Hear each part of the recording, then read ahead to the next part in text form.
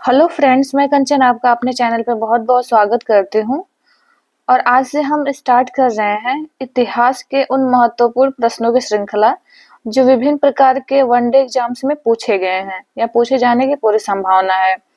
तो आइए हम पहला प्रश्न देखते हैं। इसमें दिया है, सबसे पहले प्रश्न को हम पढ़ते हैं कि भूदान आंदोलन किसने प्रारंभ किया था। इसमें पहला ऑप्शन दिया हुआ है जयप्रकाश नारायण, बी ऑप्शन है महात्मा गांधी, सी ऑप्शन है राम मनोहर और ऑप्शन डी है विनोबा भावे। तो आइए देखते हैं इसमें से कौन सा राइट आंसर होगा इसका, प्रश्न संख्या पहले का। इसका जो राइट आंसर होगा ये होगा right answer option D, Vinoba Bhave. अगला प्रश्न देखते हैं, प्रश्न संख्या दूसरा। देखिए इसमें पूछ रहा है कि भारत का कौन सा सबसे बड़ा संघ शासित राज्य क्षेत्र कौन सा है। ऑप्शन ए दिया है जम्मू कश्मीर, ऑप्शन बी है लद्दाख, ऑप्शन सी है अंडमान और निकोबार द्वीप समूह तथा ऑप्शन डी है लक्षद्वीप। तो इसका जो राइट आंसर हो जाएगा ये होगा ऑप्शन बी, लद्दाख। वर्तमान समय में हम देखें तो भारत का सबसे बड़ा संघ शासित प्रदेश हमें देखने को मिलेगा, अब लद्दाख हो गया है। अगला प्रश्न है आनंद मठ के लेखक कौन है। इसमें ऑप्शन ए है बंकिम चंद्र चटर्जी, ऑप्शन बी दिया है हो गया आपका सरोजनी नायडू, ऑप्शन सी में है रविन्द्रनाथ टैगोर व ऑप्शन डी दिया है अरविंद घोष। तो इसमें कौन हो जाएंगे आनंद मठ के लेखक कौन है, तो क्या होगा इसका राइट आंसर। इसका राइट आंसर हो जाएगा ऑप्शन ए बंकिम चंद्र चटर्जी। प्रश्न संख्या हम चौथा देखते हैं। इसमें क्या दिया है, देखिए जो प्रश्न संख्या 4 है इसमें दिया है कि भारत की संविधान सभा किसके अनुसार गठित की गई है या भारत की संविधान सभा किसके अनुसार गठित की गई है। तो ऑप्शन ए है कि जो भारतीय संविधान सभा है इसका गठन हुआ था क्रिप्स प्रस्ताव के तहत, या ऑप्शन बी है साइमन आयोग का प्रस्ताव आया था इसके तहत, ऑप्शन सी है माउंटबेटन योजना के तहत, या ऑप्शन डी है कैबिनेट मिशन योजना के तहत संविधान सभा का गठन किया गया था। तो इसका राइट आंसर हो जाएगा ऑप्शन डी, कैबिनेट मिशन योजना। यानी कैबिनेट मिशन योजना के तहत हमारा जो संविधान सभा गठित किया गया था वो किया गया था कैबिनेट मिशन योजना के तहत। अगला प्रश्न है प्रश्न संख्या 5। ये पूछ रहा है कि बंगाल की एशियाटिक सोसाइटी जो हुआ था 1784 में गठित की गई थी, तो इसकी जो स्थापना हुई इसके प्रवर्तक कौन थे। ऑप्शन ए है sir William Jones, option B है वारेन हेस्टिंग्स, ऑप्शन सी है जेम्स प्रिंसेप, या ऑप्शन डी जेम्स मैकिन्टॉश। तो बंगाल की एशियाटिक सोसाइटी के संस्थापक इसमें से कौन माने जाते हैं, इसका जो राइट आंसर हो जाएगा ये होगा सर विलियम जोन्स। इसका राइट आंसर हो जाएगा option A, sir William Jones हो जाएंगे। अगला प्रश्न देखते हैं हम, प्रश्न संख्या 6। देखिए इसमें दिया है कि लाइफ डिवाइन पुस्तक के लेखक कौन है। लाइफ डिवाइन पुस्तक के लेखक ऑप्शन ए दिया है अरविंद घोष, ऑप्शन बी है महात्मा गांधी, ऑप्शन सी है रविन्द्रनाथ टैगोर व ऑप्शन डी दिया है राधा कृष्णन। तो जो लाइफ डिवाइन पुस्तक है इसके जो लेखक हैं ये हैं अरविंद घोष, ऑप्शन ए इसका राइट आंसर हो जाएगा। अगला प्रश्न हम देखते हैं, प्रश्न संख्या 7। प्रथम भारतीय नोबेल पुरस्कार विजेता थे कौन थे। ऑप्शन ए दिया हुआ है रविन्द्रनाथ टैगोर, ऑप्शन बी है हरगोविंद खुराना, ऑप्शन सी है अमर्त्य सेन व ऑप्शन डी है सीवी रमन। तो इसका जो राइट आंसर हो जाएगा कि प्रथम भारतीय नोबेल पुरस्कार विजेता थे तो ये थे रविन्द्रनाथ टैगोर। अगला प्रश्न देखते हैं, प्रश्न संख्या 8। इसमें दिया हुआ है कि हमारा राष्ट्रीय गीत वंदे मातरम कहाँ से संकलित है। ये किस पुस्तक से संकलित किया गया है। इसमें ऑप्शन ए देख लीजिए, ऑप्शन ए है आनंद मठ, ऑप्शन बी है गोदान, ऑप्शन सी है चित्रा व ऑप्शन डी है डाकघर। तो जो राष्ट्रीय हमारा गीत है वंदे मातरम वो कहाँ से, इसमें से किस पुस्तक से संगठित किया गया है या संकलित किया गया है, तो ये किया गया है आनंद मठ से। इसका राइट आंसर हो जाएगा ऑप्शन ए, आनंद मठ। अगला प्रश्न देखते हैं हम, प्रश्न संख्या 9। इसमें पूछ रहा है कि भारत का जो राष्ट्रीय पंचांग है किस संवत पर आधारित है। ऑप्शन ए दिया है कली संवत पे, ऑप्शन बी है शक संवत, ऑप्शन सी है विक्रम संवत, व ऑप्शन डी है इनमें से कोई नहीं। तो इसका जो राइट आंसर हो जाएगा कि भारत का राष्ट्रीय पंचांग जिस संवत पे आधारित है ये है शक संवत। तो भारत का राष्ट्रीय पंचांग आधारित हो गया हमारा शक संवत पे। अगला प्रश्न हम देखते हैं, प्रश्न संख्या 10। दिल्ली में केंद्रीय सचिवालय के उत्तरी और दक्षिणी खंडों का वास्तुविद कौन था इसमें से? ऑप्शन ए है एंटोनिन रेमंड, ऑप्शन बी है रॉबर्ट टोरसेल, ऑप्शन सी है एडवर्ड लुटियंस व ऑप्शन डी है हर्बर्ट बेकर्स। तो इसका राइट आंसर जो होगा कि जो दिल्ली में केंद्रीय सचिवालय था इसके उत्तरी और दक्षिणी खंडों का वास्तुविद थे ये है Edward Lutyens. Option C right answer हो जाएगा इसका। अगला प्रश्न हम देखते हैं, प्रश्न संख्या 11। ये पूछ रहा है कि निम्नलिखित में से कौन सी कृति रविंद्रनाथ टैगोर की नहीं है? देखिए इसमें से 4 कृति दिया हुआ है। ऑप्शन ए है कपाल कुंडला, ऑप्शन बी है चित्रा, ऑप्शन सी है द कोर्ट डांसर व ऑप्शन डी है चित्रांगदा। तो जो रविंद्रनाथ टैगोर की इसमें जो कृति नहीं है वो है ऑप्शन ए राइट आंसर हो जाएगा कपाल कुंडला। रविंद्रनाथ टैगोर की कृति नहीं है इसमें से चित्रा, द कोर्ट डांसर व चित्रांगना, जो चित्रांगदा है ये हो गया रविंद्रनाथ टैगोर की कृति। प्रश्न संख्या हम 12 देखते हैं। ये पूछ रहा है कि भारत की जो शासन व्यवस्था है, भारत की शासन व्यवस्था में पहली बार प्रतिनिधि एवं लोकप्रिय तत्वों को समाविष्ट करने का प्रयास जो है किस माध्यम से किया गया था? ऑप्शन ए दिया है 1892 का भारतीय परिषद अधिनियम, ऑप्शन बी में है 1909 का भारतीय परिषद अधिनियम, ऑप्शन सी है 1861 का भारतीय परिषद अधिनियम और ऑप्शन डी है 1919 का भारत सरकार अधिनियम। तो ये जो भारत शासन व्यवस्था में जो प्रतिनिधि लोकप्रिय तत्वों को समाविष्ट करने का जो प्रयास किया गया था ये किया गया था 1892 का जो भारतीय परिषद अधिनियम था उसके तहत। तो इसका राइट आंसर हो जाएगा ऑप्शन ए का हो जाएगा ये 1892 का भारतीय परिषद अधिनियम। नेक्स्ट प्रश्न देखते हैं हम, प्रश्न संख्या 13। इसमें पूछ रहा है कि किस गवर्नर के कार्यकाल के दौरान 1921 ईस्वी में कलकत्ता में विक्टोरिया मेमोरियल हॉल का निर्माण कार्य पूरा हुआ था? ऑप्शन ए है रीडिंग, ऑप्शन बी है मिंटो, ऑप्शन सी है कर्जन द्वारा, मतलब इनके शासनकाल में इनके गवर्नर का जो काल था वो ऑप्शन डी है एल्गिन द्वारा। तो इसका जो राइट आंसर हो जाएगा ये होगा ऑप्शन ए रीडिंग। रीडिंग जब गवर्नर थे इनका इस कार्य में जो कलकत्ता का विक्टोरिया मेमोरियल हॉल है इसका कार्य पूरा किया गया था। अगला प्रश्न हम देखते हैं, प्रश्न संख्या 14। नई दिल्ली शहर के रूपांकन में कौन शामिल था? जब इसका नई दिल्ली शहर का रूपांकन किया गया था तो इसमें है कि ए में है कि आर ए चिसोल्म और एच एरविन, ऑप्शन बी है जी विटेट और स्विनफानजेब, ऑप्शन सी है एडवर्ड ल्यूटियंस और एडवर्ड बेकर, व ऑप्शन डी है एफ एस ग्राउसी और एग। तो इसका जो राइट आंसर होगा कि जो रूपांकन में शामिल थे ये हो जाएगा ऑप्शन सी राइट आंसर हो जाएगा एडवर्ड ल्यूटियंस और एडवर्ड बेकर। आइए अगला प्रश्न देखते हैं, प्रश्न संख्या 15।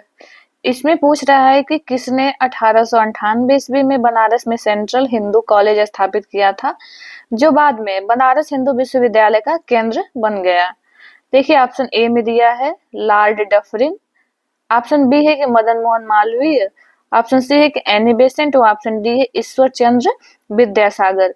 तो जो 1898 में इसका जो स्थापित किया था इसका राइट आंसर हो जाएगा ऑप्शन सी एनी बेसेंट, यानी सेंट्रल हिंदू कॉलेज के रूप में स्थापित किया गया था पहले, फिर बाद में यही जाकर बनारस हिंदू विश्वविद्यालय का केंद्र बना। अगला प्रश्न देखते हैं, प्रश्न संख्या 16। इसमें पूछ रहा है कि भारत के राष्ट्रीय ध्वज का डिजाइन किसने तैयार किया था? ऑप्शन ए है सरोजनी नायडू, ऑप्शन बी में दिया है विजय लक्ष्मी पंडित, ऑप्शन सी है एनी बेसेंट और ऑप्शन डी है पिंगली वेंकैया। तो इसका जो राइट आंसर हो जाएगा जो राष्ट्रीय ध्वज का डिजाइन तैयार किए थे वो हो जाएंगे पिंगली वेंकैया।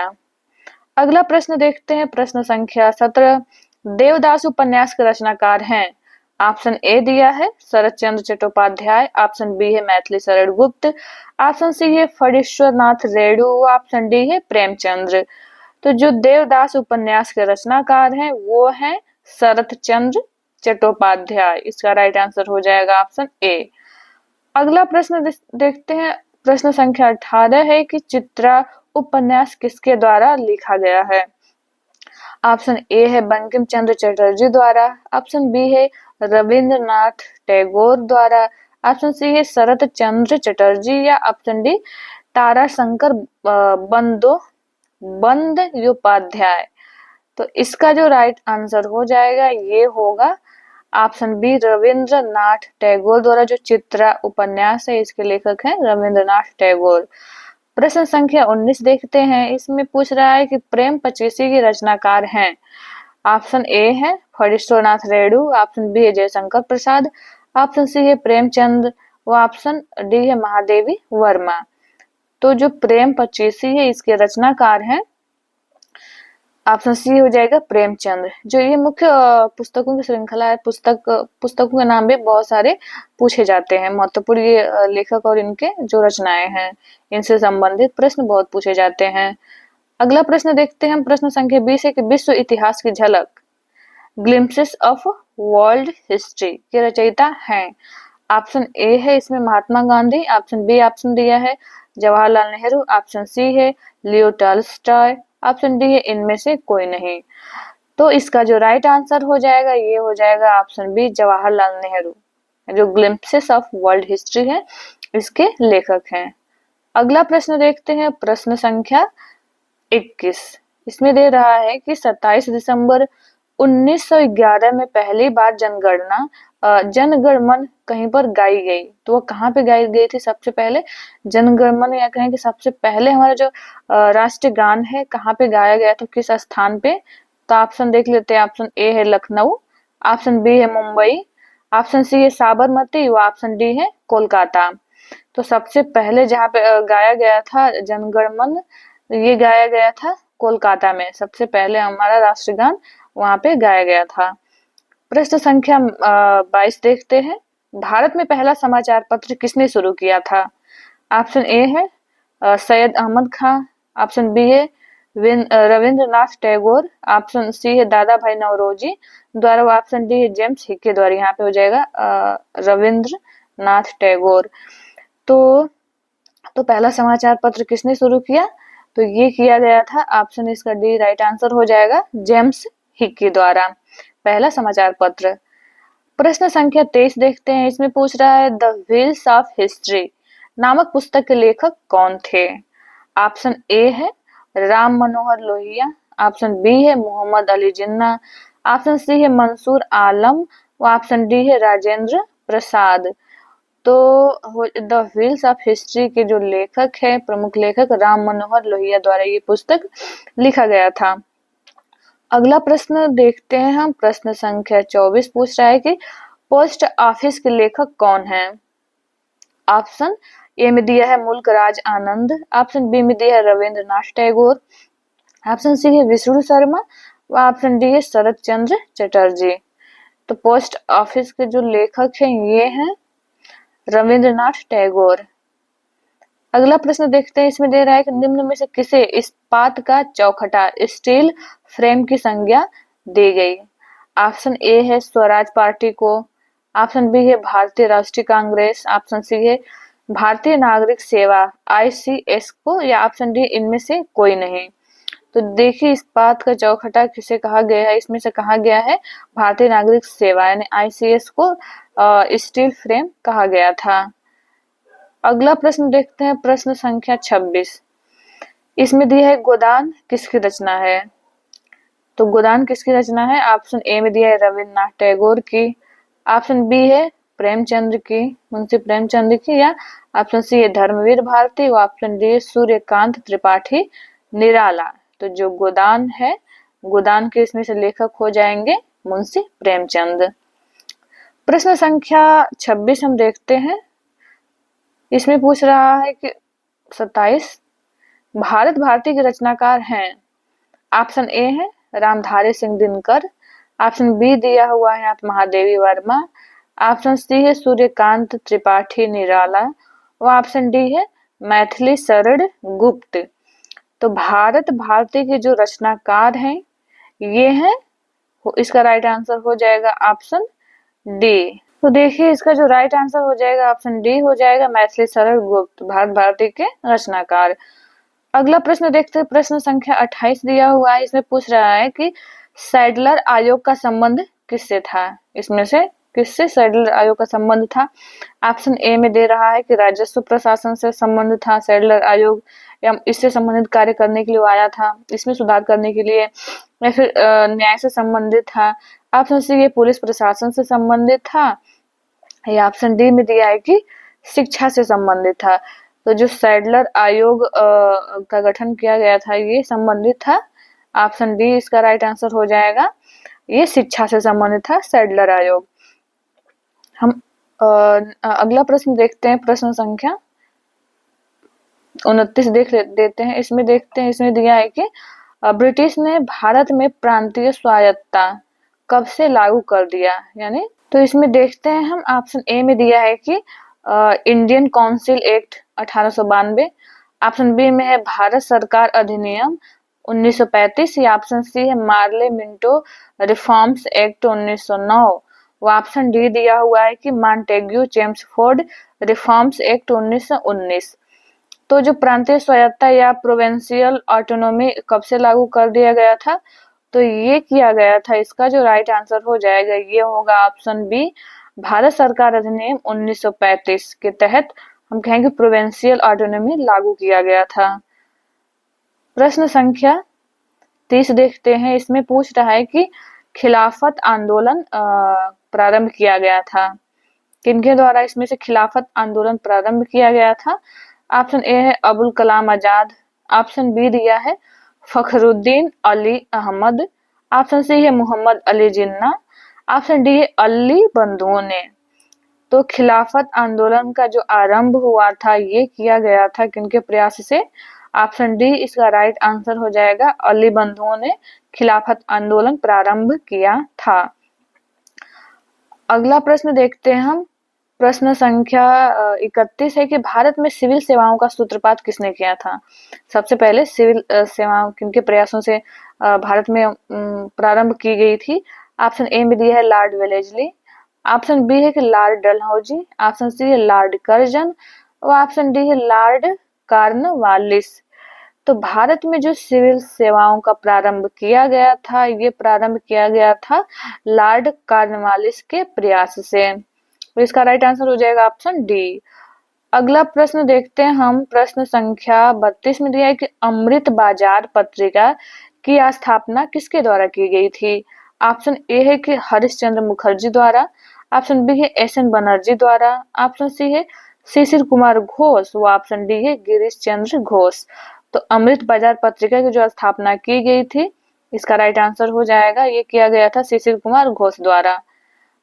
अगला प्रश्न हम देखते हैं, प्रश्न संख्या 33। इसमें दे रहा है कि निम्न अखबारों में कौन सा मुख्यतः उदारवादियों की नीतियों का प्रचारक था। इसमें से किस पत्रिका द्वारा कहें कि उदारवादी नीतियों को प्रमोट किया जा रहा था, उनका प्रचार प्रसार किया जा रहा था। ऑप्शन ए में दिया है लीडर जो पत्रिका थी इसके द्वारा। ऑप्शन बी है यंग इंडिया द्वारा। ऑप्शन सी है न्यू इंडिया। वो ऑप्शन डी है फ्री प्रेस जर्नल। तो इसका जो राइट आंसर हो जाएगा कि उदारवादियों की नीति का जो प्रचारक था वो था लीडर। लीडर से ही नाम से ऐसा लग रहा है लीडर वो प्रचार कर रहा होगा, उनको प्रमोट कर रहा होगा। तो इसका राइट आंसर हो जाएगा ऑप्शन ए लीडर। अगला प्रश्न हम देखते हैं, प्रश्न संख्या 34 दिया है झंडा गीत किसने लिखा है। तो झंडा गीत किसके द्वारा लिखा गया है इसमें। ऑप्शन ए है बंकिम चंद्र चटर्जी द्वारा। ऑप्शन बी है मैथिली शरण गुप्त द्वारा। ऑप्शन सी है रविन्द्रनाथ टैगोर द्वारा। व ऑप्शन डी श्याम लाल गुप्त पार्षद, पार्षद हो जाएगा यहाँ पे ऐसे, पार्षद द्वारा। तो इसका जो राइट आंसर हो जाएगा ये हो जाएगा, जो झंडा गीत लिखा गया है श्याम लाल गुप्त पार्षद द्वारा लिखा गया है। प्रश्न संख्या 35 है कि नागरिक सेवाओं सिविल सर्विस के लिए प्रतियोगी परीक्षा प्रणाली को सिद्धांततः स्वीकार किया गया, कब स्वीकार किया गया था इस सिविल सेवा की जो प्रतियोगी परीक्षा प्रणाली है इसको। ऑप्शन ए में दिया है कि 1853 ईस्वी में, ऑप्शन बी है 1858 ईस्वी में, ऑप्शन सी है 1833 ईस्वी में, और ऑप्शन डी है 1882 ईस्वी में। तो इसका जो राइट आंसर हो जाएगा, ये स्वीकार किया गया था। कब स्वीकार किया गया था? 1853 ईस्वी में सबसे पहले नागरिक सेवाओं के लिए जो परीक्षा प्रणाली बनाई गई थी ये। अगला प्रश्न हम देखते हैं, प्रश्न संख्या 36 है। ये पूछ रहा है कि किस अधिनियम के तहत जो लॉर्ड कॉर्नवालिस को अपनी काउंसिल के फैसले को रद्द करने का अधिकार मिला था, कि वो अपने काउंसिल के जो फैसले उसको रद्द कर सकते हैं, किस एक्ट के तहत? इसमें ऑप्शन ए दिया है कि 1786 का एक्ट, ऑप्शन बी है रेगुलेटिंग एक्ट 1773 का, ऑप्शन सी है 1813 का चार्टर एक्ट, वो ऑप्शन डी है 1793 का चार्टर एक्ट। तो जो लॉर्ड कॉर्नवालिस को अपने काउंसिल के फैसलों को रद्द करने का अधिकार मिला, ये अधिकार मिला था इनको 1786 का एक्ट के तहत, और राइट आंसर ऑप्शन ए हो जाएगा इसका। प्रश्न संख्या हम देखते हैं 37। इसमें दे रहा है उपन्यास जो दुर्गेश नंदिनी है। तो दुर्गेश नंदिनी के लेखक कौन है? ऑप्शन ए में देख लेते हैं। ऑप्शन ए दिया है तारकनाथ गंगोपाध्याय, ऑप्शन बी है बंकिम चंद्र चटर्जी, ऑप्शन सी है स्वर्ण कुमारी, व ऑप्शन डी है रविंद्रनाथ टैगोर। तो जो दुर्गेश नंदिनी उपन्यास है, इसके जो लेखक हैं ये है बंकिम चंद्र चटर्जी। दुर्गेश नंदिनी। अगला प्रश्न देखते हैं, प्रश्न संख्या 38 देखते हैं। भारतीय राजनीति में 1947 के बाद किस महिला ने सर्वाधिक योगदान दिया था? 1947 के बाद ऑप्शन ए है कमला रानी सिंह, ऑप्शन बी है तारकेश्वरी सिन्हा, ऑप्शन सी अरोड़ा आसफ अली, और ऑप्शन डी है राबड़ी देवी।